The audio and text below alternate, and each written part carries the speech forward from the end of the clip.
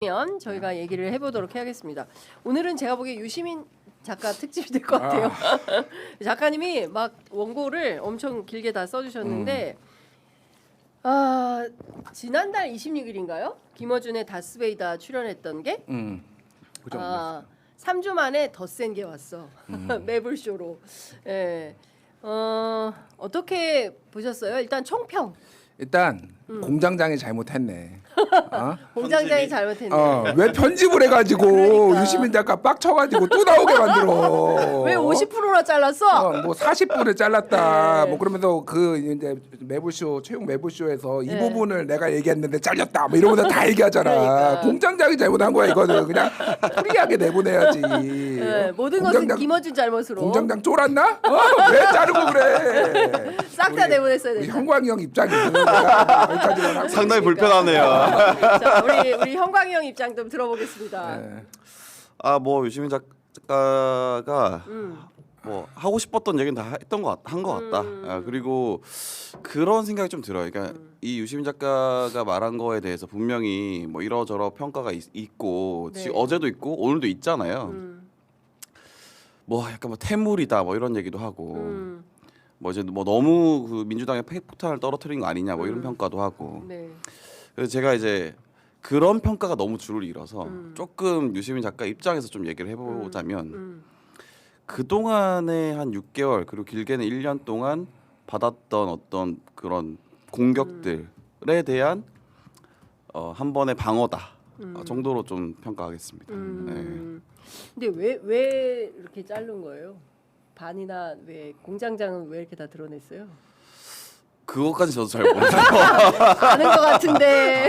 박형광 힘들어. 먹고 살아야지 박형광도. 그래. 그러니까 제가 얘기를 할게요. 아까 제가 말씀드렸지만 어제 이제 뭐 경무를 마치고 밤 11시에 와가지고 이거를 하도 요즘 뭐 방송도 안 보고 떠든다 막 그래가지고 또 봤어 또 네. 매불쇼 들어가가지고 네, 이제 네. 빨리 감기로 지금 이게 속도 빠르게 해가지고 그러니까 이게 뭐 저는 어떤 감정을 느꼈냐면은 약간 질린다. 좀 냉정하게 얘기하면은 좀 질린다라는 생각을 했어요. 그러니까 ABC론 한번 있었고 네. 그 다음에 저기가 있었어요. 그 선거 사전 투표하는 날에 매부쇼에 또 나가가지고 맞아. 그때 이제 배신자론 얘기했어요. 이쪽에서 온 사람들 배신한다. 그거 얘기하고 다시 김어준 그러니까 다스베이다 나가가지고 얘기하고 또 이제 얘기한 거잖아요.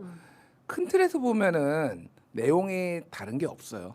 비슷한 얘기를 하는 거예요, 사실은. 그러니까 동어 반복이라고 봐요. 그거를 약간씩 이제 변용을 해가지고 증축, 재건축이네, ABC 론이네, 뭐 이런 거를 얘기를 해서 이게 이제 그러니까 이게 제가 보기에는 이 파급력이 점점 줄어들고 있어요. 그러니까 말은 더 세질 수밖에 없어. 파급력 본인의 영향력을 유지하기 위해서 말이 더 독해졌어요. 그래서 필연적으로 망한다, 막 이런 식으로 이 진영 내에서 논란이 될 수 있고 더 논란이 될 만한 것들을 계속 더 꺼내서 안타깝다 좀. 난 너무 피곤하다 일단.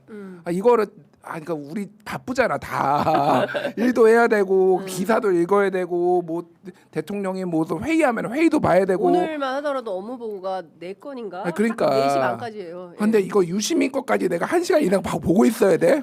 너무 피곤하더라고 진짜. 근데 내용도 피곤하고 내용이. 방식도 피곤해서 이게 뭔 얘기를 했냐면은 유시민 작가가 또 열흘 동안 나 씹어 되겠지. 이거 방송 초반에 그 얘기를 해요. 맞아요. 열흘 안 갈 것 같아요, 제가 보기에는. 근데 한계 효용 체감의 법칙이라고 이제 재화의 가치가 느끼는 게 점점 떨어진다라는 경제학 용어가 있잖아요. 예. 이게 딱 그건 것 같아요. 이제 딱 이틀 간다, 제가 보기 이번 주까지 간다. 이번 주까지. 그러니까 약간 뭐 지지하시는 분도 있고 아니신 분도 있지만은 이 방식 대화에 이게 자기의 의견을 주장하는 방식이나 이런 것들에 좀 질려버리신 분들이 많은 것 같아요. 제가 보기에는 이게 그래서 여론이 굉장히 안 좋은 것 같아요. 네.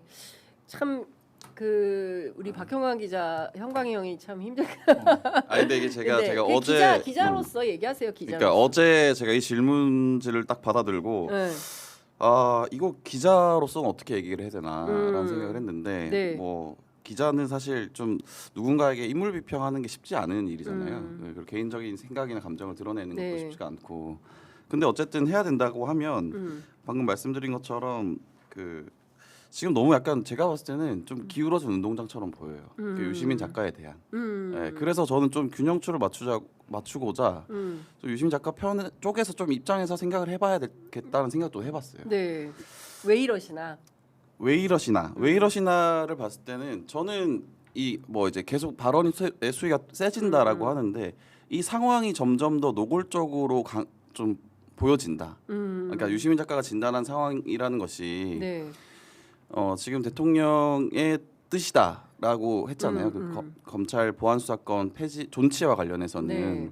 그러니까 그것과 관련한 뭐 여러 상황들이 계속 뭐 문조털레요라는 멸칭으로 많은 공격들이 그 민주당 내부 뭐 개파가 나뉘어져 있죠. 지금 어떻게 보면은 한쪽 개파에서 한쪽 개파로 공격이 쏟아지고 있는데 그것이 방치되고 있고 근데 그거 그리고 어떤 보안 수사권과 관련한 사실 총선과 대선 공약이었고 보안수권 폐지가 근데 그것이 계속해서 이루어지지 않고 해석 수기라는 이름으로 뭐 1년이 지나고 뭐 계속 지나고 있잖아요. 그런 상황에 대한 답답함이 좀 튀어나온 거 아닌가 예. 그렇게 생각을 좀 해봤습니다. 하나하나 좀 따져 보도록 하겠습니다. 일단은 검찰 개혁과 관련해서 이제 유시민 작가는 대통령이 원하지 않기 때문에 지난 1년간 검찰 개혁이 공전된 거다 이렇게 단정했어요. 그런데 저 뭐 이제 박형관 기자나 저나 청와대 출입 기자지만 기본적으로 대통령의 입장이 바뀌었다라는 거는 확인을 못 하겠어요. 저는 네. 박형관 기자님 확인하세요? 근데 저는 그 이재명 대통령이 보안 수사권이 필요하다라고 생각하는 것 같아요. 왜냐면은 그 예외적인 경우, 예외적인 경우를 예외적인 경우에 한해서 보안 수사권 줘야 되지 않나라는 게 본인의 생각이다. 본인이 직접 그건 설명했죠. 네. 왜냐면은 그때 그 순방 갔다 왔을 때 브리핑을 직접 나서서 그 얘기를 했죠. 직접 밝혔고 다만 지금 그것과 관련해서 너무 논란이 많으니까 국회로 공을 넘기겠다. 국회에서 알아서 해라. 국회에서 하자는 대로 하겠다. 그렇죠. 라고 얘기를 한 거고. 근데 지금 저는 포인트는 그건 것 같아요. 보안 수사권이 필요하다라는 설명은 했지만, 근데 과거에는 완전 폐지를 하겠다라는 공약을 했고, 근데 지금 입장이 바뀌었다. 저는 바뀔 수 있다고 봅니다. 보안 수사권이 지금 와서 보니까 필요한 것 같아. 바뀔 수 있다고 생각해요. 그러면 과거랑 지금 왜 바뀌었냐를 설명을 해줘야 될 것 같아요. 저 정부가 그렇죠. 정부든 이재명 대통령이든 나서서. 우리가 과거에는 이게 무조건 폐지돼야 된다고 생각을 했지만 지금 지금 와서 보니까 상황을 보니까 이런 부작용이 있고 저런 부작용이 있고 그래서 필요한 것 같아요. 근데 내가 과거에 잘못 생각했어요. 혹은 뭐 지금 뭐 정부를 운영해 보니까 이러이러한 걸림돌이 있네요. 라는 거를 좀 소상히 설명을 할 필요가 있다. 설득할 필요가 있다. 그 과정이 굉장히 부족했다라는 생각을 합니다. 자, 김준일 평론가. 일단 뭐 팩트 체크를 좀 해야 돼요. 그러니까 유시민 발언에 대해서 이제 뭐 감정 분석도 있고 내용 뭐 비판도 있지만은 일단은 사실인 것과 사실이 아닌 거를 팩트 체크를 해야 돼요. 유시민 작가가 얘기한 것 중에 하나가 대통령이 지금 검찰 개혁을 1년 동안 안 이룬 이유는 수사 기소 분리를 원하지 않아서라고 주장을 했어요. 그렇죠. 명백한 거지. 허위 사실에 허위 날조. 자, 허위 이게 날조. 왜 그러냐면은 일단은 정청래 대표가 이번 말고 지난번에 박창대랑 붙었을 때 그때 이제 검찰 개혁 선명하게 들고 나왔잖아요. 그래서 검찰청 폐지를 귀성길에 들려드리겠다 추석 때. 맞아요. 그때 얘기해서 사실은 정부에서 굉장히 우려가 많았어요. 왜냐면 조직부터 다짜고짜 없애는 게 아니라 일의 순서는 법을 만들고 그 다음에 조직 없애고 뭐 이런 걸로 가야 되는데 이게 역으로 간다라고 해서 걱정이 돼가지고. 하지만은 당 대표가 이 정도 하겠다는데 받쳐줘야지. 그래가지고 그때 모여가지고 뭐 이제 우상호 정무수석 등등등 모여가지고 했던 게 자 그러면은 이제 이거 플랜을 가지고 하자. 일단은 9월에 그 법은 폐지 법안은 하고 그 다음에 올해 초에 3월 정도에 중수청 만드는 법안 하고 그리고 올해 7, 8월 정도에 마지막으로 남은 보안 수사권 등등 형사소송법을 하자라고 당 정에 합의를 한 거예요.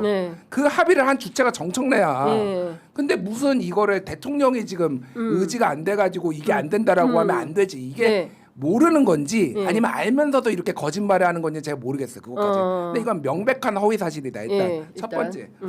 대통령의 마음이 바뀌었다. 뭐 그렇게 느끼시는 분들도 있는데 그래서 올해 기자회견을 제가 다 봤어요. 그러니까 올해가 아니라 작년 7월에 취임 30일 기자회견, 예. 그다음에 100일. 9월에 100일 기자회견, 그래 올해 1월에 신년 기자회견, 예. 그리고 최근에 6월에 순방 갔다 와서 기자회견. 예. 읽어드릴게요 그냥. 예. 7월에 뭐라고 했냐면은 동일한 주체가 그러니까 작년 7월 30일 기자회견. 수사권과 기소권을 동시에 가져서는 안 된다는 점에서는 이견이 없는 것 같다. 예, 그리고 기소 자체를 목표로 수사하고 기소에 맞춰 사건을 조작한 일은 있어서는 안 된다. 이렇게 얘기를 했고 100일 기자회견은 검찰의 수사 기소가 분리가 제일 중요한데 그건 하기로 하지 않았냐.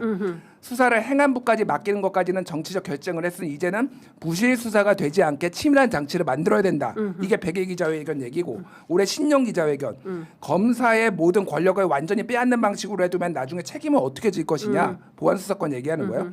정치는 자기 주장을 막 해도 되지만 행정은 그러면 안 된다. 올해 6월 기자회견 국회에 맡긴다는 취지는 보안 수사권이 너무나 예민하고 많이 오염된 주제이기 때문에 그래서 정치화를 막기 위해 국회로 넘겼으니 국회에서 당이 수기해가지고 만들어라. 입장이 뭐가 바뀌었죠? 대통령은 바뀐 적이 없어요. 지금 똑같은 얘기를 하고 있어요. 수사 기소 분리. 그러니까 이 보안 수사권을 놓고 이거를 수사 기소의 분리가 아니라고 보는 사람도 있고 그 해석의 여지는 있겠지만은 대통령은 수사 기소 분리는 다 됐고 수사 개시권 없앴지. 별건 수사 못 하게 했지. 이제는 그러면 검찰이 무도하게 아무거나 100건씩 압수수색하고 못 하게 됐잖아. 그러면은 민생의 피해가 최소하게 하기 위해서 그 다음 장치를 마련해야 된다는 거를 일관되게 똑같이 얘기했어요. 그 심지어 유시민은 마키아벨리식으로 정성호한테 그런 거 맡기고 자기는 좋은 일만 한다고 대통령이 욕 먹을 일은 밑에 사람 시키고 인기를 얻을 일은 내가 하는 식. 거짓말이잖아요. 이거 대통령이 언제 의견을 안 밝힌 적이 있습니까? 본인이 의사가 있을 때마다 기회가 있을 때마다 다 밝혔고 똑같은 얘기를 하고 있어요. 근데 지들이 그냥 해석을 그렇게 하는 거예요. 지들 맘대로. 그래 놓고서 지금 막 거짓말하고 지금 유시민이 이걸 이런 식으로 하면 안 되는 거예요. 그러니까 불만이 있을 수는 있어요. 이런 태도에 대해서 무조건 없어야지 무슨 소리야. 차라리 그렇게 얘기를 해. 대통령이 거짓말을 한다. 대통령이 입장에 맞겠다. 이거